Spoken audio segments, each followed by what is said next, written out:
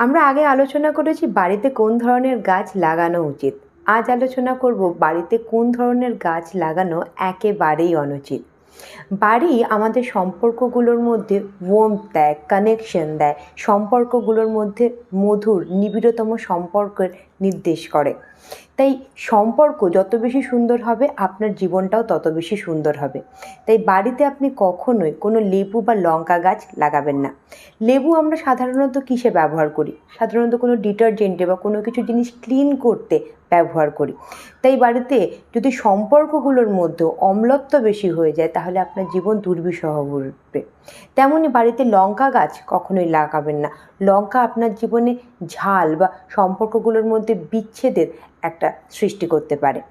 তাই আপনার বাড়িতে লেবু লঙ্কা গাছ স্পেশালি দক্ষিণ পশ্চিম দিকে কখনোই লাগাবেন না। দেখবেন আপনাদের সম্পর্ক অবশ্যই করে সুনির্দিষ্ট এবং সুদৃঢ় থাকবে।